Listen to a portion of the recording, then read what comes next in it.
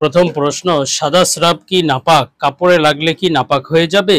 দ্বিতীয় প্রশ্ন, স্বপ্নে মৃত ব্যক্তিকে কেমন দেখলে বা কি করতে দেখলে কি হয়? তৃতীয় প্রশ্ন, রাতে জানালা খুলে ঘুমালে কি ক্ষতি হয়? আসসালামু আলাইকুম রহমতুল্লাহি ওয়া বারাকাতুহু। আলহামদুলিল্লাহি ওয়াহদা ওয়াসসালাতু ওয়াসসালামু আলা মান লা নাবিয়্যা বা'দা। প্রিয় দর্শক, অত্যন্ত গুরুত্বপূর্ণ অনেক প্রশ্ন আমরা আপনাদের কাছ থেকে পেয়েছি। আজকের এই ভিডিওতে তন্মধ্য থেকে উল্লেখিত নির্বাচিত গুরুত্বপূর্ণ তিনটি প্রশ্নের জবাব নিয়ে বিস্তারিত আলোচনা করবে ইনশাআল্লাহ। সুতরাং মনোযোগ সহকারে ভিডিওটি শেষ পর্যন্ত দেখবেন। আর আপনার কোনো প্রশ্ন থাকলে অবশ্যই কমেন্টে লিখে যাবেন, আমরা পরবর্তী ভিডিওতে জবাব দেবো ইনশাআল্লাহ। আর আমাদের সাথে সরাসরি যোগাযোগ করতে, প্রশ্ন করতে, আরও অসংখ্য মাসালা মাসাইল জানতে আমাদের ওয়েবসাইট, অন্যান্য চ্যানেলগুলো, ফেসবুক পেজগুলো ভিজিট করতে পারেন, যার লিঙ্ক নিচে ডেসক্রিপশনে দেওয়া আছে। তো প্রিয় দর্শক, আমরা সরাসরি প্রশ্নের জবাবে চলে যাই। একটি প্রশ্ন ছিল, রাতে জানালা খুলে ঘুমালে কি ক্ষতি হয়? দেখুন, রাতে দরজা জানালা খুলে না ঘুমানো উত্তম, বরং দরজা জানালা বন্ধ করে ঘুমানোই উত্তম। কেননা এটা যদিও সরাসরি হাদিসে দরজা বন্ধ করে ঘুমানোর ব্যাপারে বিশেষ দিক নির্দেশনা দেওয়া রয়েছে, তবে জানালা খোলার ব্যাপারে বা জানালা বন্ধ করতে হবে এ সম্পর্কে নির্ধারিত কোনো দিক নির্দেশনা নেই, অথবা নির্ধারিত কোনো বিধিনিষেধ আরোপ করা হয়নি। তবে যেহেতু বিভিন্ন ধরনের নিরাপত্তার বিষয় রয়েছে, দরজা জানালা খুলে ঘুমালেও ক্ষতিগ্রস্ত হওয়ার সম্ভাবনা রয়েছে, অথবা হাদিসের মধ্যে এটাও রয়েছে যে তোমরা বিভিন্ন পানির পাত্র অথবা যে কোনো পাত্র রাতে খুলে রাখবে না, বরং সেটা বন্ধ করে রাখবে। প্রয়োজনে একটা লাঠি দিয়ে বা কাঠি দিয়ে হলেও পাত্রগুলো বন্ধ করে রাখবে। সুতরাং এই জানালা দরজা এই সমস্ত যেহেতু ঘরে প্রবেশের জিনিস, সুতরাং বিভিন্ন ধরনের খারাপি বা বিভিন্ন ধরনের বদ আসর এই জানালা দিয়ে অথবা খোলা পাত্রে যেমন ভাবে অনুপ্রবেশ করতে পারে, তেমনি ভাবে দরজা জানালা খোলা থাকলে তাতেও কোনো খারাপ আসর অথবা বদ জিন এ সমস্ত কোনো কিছু খারাপ প্রভাব বিস্তার করতে পারে। এজন্য উচিত হলো যে দরজা যেমন বন্ধ করে ঘুমাবে, তেমনি ভাবে জানালাও বন্ধ করে ঘুমাবে। হ্যাঁ, বিশেষ যদি কোনো প্রয়োজন থাকে, যে বিশেষ কোনো গরমের কারণে অথবা বিশেষ কোনো অসুবিধার কারণে যদি জানালা খুলে ঘুমায় বা সাময়িক সময় দরজা জানালা খুলে ঘুমায়, তাহলে যে বিশেষ কোনো গুনাহ হবে অথবা কবিরা গুনাহ করেছে বিষয়টি এমন নয়। তবে যদি নিরাপত্তার বিষয়টি বিঘ্নিত হওয়ার সম্ভাবনা থাকে, বিশেষ ক্ষতিগ্রস্ত হওয়ার সম্ভাবনা থাকে, তাহলে দরজা তো খুলে ঘুমাবেই না, তেমনি ভাবে জানালা খুলেও ঘুমাবে না, বন্ধ করে ঘুমানোটাই উত্তম। এরপরে প্রশ্ন হলো, স্বপ্নে মৃত ব্যক্তিকে কেমন দেখলে বা কি করতে দেখলে কি হয়? দেখুন, অত্যন্ত গুরুত্বপূর্ণ একটি প্রশ্ন। স্বপ্নে মৃত ব্যক্তিকে দেখা এটি যেমন জীবিত ব্যক্তির জন্য গুরুত্বপূর্ণ, তেমনি ভাবে যিনি ইন্তেকাল করেছেন, যেই মৃত ব্যক্তিকে স্বপ্ন দেখেছে তার জন্য গুরুত্বপূর্ণ।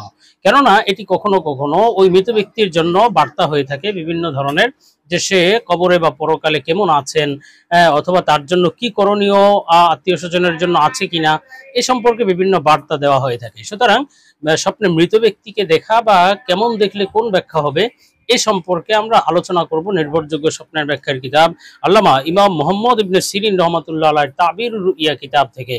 তো হযরত মোহাম্মদ ইবনে সিরিন রহমতুল্লাহ আলাইহি বলেছেন, স্বপ্নে যদি কোনো ব্যক্তি দেখে যেই ব্যক্তি মারা গিয়েছে, হয়তো মৃত বাবা, মৃত মা, অথবা মৃত আত্মীয় স্বজন, অথবা যে কোনো মৃত ব্যক্তি মারা গিয়েছে, একে স্বপ্নের মধ্যে দেখলো যে সে ঘরে এসে হাসি খুশি ভাবে বসেছে, অর্থাৎ সে বাস্তবে মারা গিয়েছে কিন্তু স্বপ্নে তাকে দেখলো যে সে ঘরে এসেছে খুব হাসি খুশি অবস্থায়, তাহলে বুঝতে হবে এটি তার জন্য, মৃত ব্যক্তির জন্য অত্যন্ত সুসংবাদের বিষয় এবং জীবিত ব্যক্তিদের জন্য ভালো আলামত যে তারা যে মৃত ব্যক্তির জন্য আমল করছে, দোয়া করছে, দান সদকা করছে, এগুলো মৃত ব্যক্তির কাছে পৌঁছে যাচ্ছে।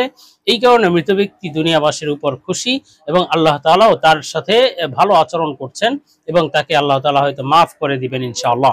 আর স্বপ্নে যদি কোনো ব্যক্তি দেখে যে মৃত ব্যক্তি কান্নাকাটি করছে অথবা মৃত ব্যক্তি খুব চিন্তিত অবস্থায়, দুঃখ ভারাক্রান্ত অবস্থায় আছে, এটি মৃত ব্যক্তির জন্য একটি সতর্কবার্তার বিষয়। জীবিত ব্যক্তি হয়তো কবরে শান্তিতে নেই, এই জন্য তার জন্য যে স্বপ্নটি দেখবে বা তার আত্মীয় স্বজন বেশি বেশি দোয়া দান সদকা করতে হবে, নামাজ রোজা ইত্যাদি ভালো ভালো আমল করতে হবে, আল্লাহ তাআলা যেন থেকে এই সওয়াবের বিনিময়ে, দুনিয়াতে যারা সওয়াবের কাজ করছেন, এই সওয়াবের বিনিময়ে যেন আল্লাহ তাআলা তাকে মাফ করে দেন।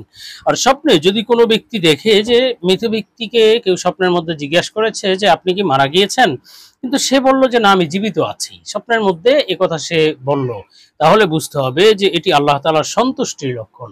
বুঝতে হবে আল্লাহ তাআলা তার উপর সন্তুষ্ট। ওই মৃত ব্যক্তিকে আল্লাহ তাআলা মাফ করে দিয়েছেন এবং সে শান্তিতে রয়েছে ইনশাআল্লাহ। আর স্বপ্নে যদি কোনো ব্যক্তি দেখে, হযরত ইমাম জাফর সাদেক রাহমাতুল্লাহ আলাইহি বলেন যে কেউ যদি স্বপ্নে দেখে মৃত ব্যক্তিটাকে কোলে নিয়েছে বা কোলে তুলে নিয়েছে, এমন স্বপ্ন দেখলে তাহলে বুঝতে হবে যে সে শান্তি লাভ করবে, সুখ শান্তি আসবে জীবনে এবং সুস্থতা লাভ হবে।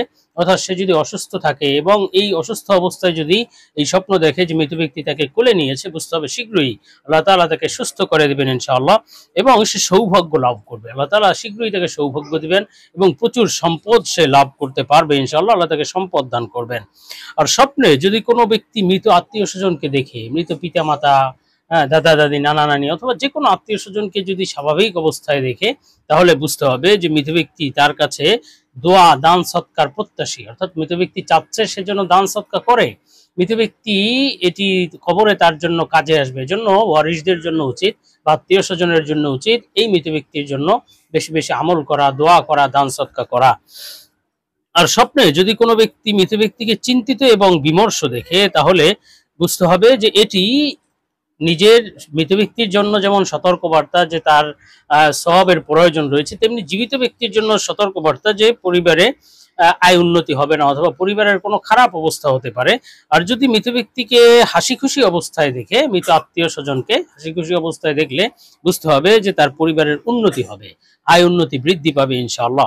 আর স্বপ্নে যদি কোনো ব্যক্তি দেখে যে পরিবারের কোনো মৃত ব্যক্তির সাথে ঝগড়া করছে, অর্থাৎ পিতা মারা গিয়েছে তার সাথে স্বপ্নের মধ্যে ঝগড়া করলো, অথবা মা অথবা অন্য কোনো আত্মীয় স্বজন পরিবারের যারা রয়েছে তাদের সাথে যদি কেউ ঝগড়া করতে দেখে স্বপ্নের মধ্যে, তাহলে বুঝতে হবে যে ওই ব্যক্তি, যেই ব্যক্তি স্বপ্নটি দেখেছে তাকে হয়তো মৃত ব্যক্তি কোনো ওসিয়ত করে গিয়েছিল এবং সে সেই ওসিয়ত পূরণ করেনি, অথবা মৃত ব্যক্তির কোনো হকের খেয়ানত করেছে, যেই হক সবার মধ্যে পৌঁছে দেওয়ার কথা সেটা সে হয়তো পৌঁছে দেয়নি, সে হয়তো আত্মসাৎ করেছে, এটি তার জন্য একটি সতর্কবার্তার বিষয়। আর স্বপ্নে যদি কোনো ব্যক্তি দেখে যে মৃত ব্যক্তি হাসি খুশি এবং প্রফুল্ল চিত্তে তার কাছে এসেছে, এমন স্বপ্ন দেখলে তাহলে বুঝতে হবে যে মৃত ব্যক্তির কাছে দোয়া এবং দান সৎকার ফলাফল পৌঁছে যাচ্ছে, আল্লাহ তাআলা তাকে সেই ফলাফল দিয়ে দিচ্ছেন, যার কারণে সে শান্তিতে রয়েছে ইনশাআল্লাহ। আর স্বপ্নে যদি কেউ দেখে মৃত ব্যক্তি তাকে ভালো ভালো কথা বলছে, নসিহাত করছে, উপদেশ দিচ্ছে, এমন স্বপ্ন দেখলে বুঝতে হবে এটি মৃত ব্যক্তির জন্য ভালো আলামত। তেমনি ভাবে যে স্বপ্নটি দেখেছে তারও শীঘ্রই সুখ শান্তি আসবে, সৌভাগ্য আসবে, এ সম্পর্কে একটি সুসংবাদের বিষয়। আর স্বপ্নে যদি কেউ দেখে যে মৃত ব্যক্তি তাকে খারাপ কথা বলছে, তাহলে বুঝতে হবে এটি তার খারাপ কিছু হওয়ার আলামত, এটি একটি সতর্কবার্তার বিষয়। আর স্বপ্নে যদি কেউ দেখে যে মৃত ব্যক্তি তাকে কোনো ইলম শিখাচ্ছে, কোরআন শিখাচ্ছে, হাদিস শিখাচ্ছে, এমন স্বপ্ন দেখলে তাহলে বুঝতে হবে যে ব্যক্তি স্বপ্নটি দেখেছে সে সঠিকভাবে দ্বীনের উপর আসতে পারবে, চলতে পারবে ইনশাআল্লাহ, সে খারাপ পথ ছেড়ে দিয়ে সঠিক পথে ফিরে আসবে ইনশাআল্লাহ। আর স্বপ্নে যদি কোনো ব্যক্তি দেখে যে মৃত ব্যক্তি দুনিয়ায় যেমন ছিল তার চেয়ে বেশি উন্নত মানের পোশাক পরিধান করে আছে, হাসি খুশি অবস্থায় আছে, ভালো ভালো পোশাক পরিধান করছে, তাহলে বুঝতে হবে মৃত ব্যক্তির সমাপ্তি শুভ হয়েছে, সে ঈমানের সাথে দুনিয়া থেকে বিদায় হয়েছে ইনশাআল্লাহ। আর স্বপ্নে যদি কোনো ব্যক্তি দেখে যে মৃত ব্যক্তি তাকে ঘাড়ে ধরেছে বা ঘাড় ধরেছে, এমন স্বপ্ন দেখলে বুঝতে হবে সে শীঘ্রই দীর্ঘায়ু লাভ করবে, আল্লাহ তাআলা তাকে লম্বা হায়াত দান করবেন ইনশাআল্লাহ।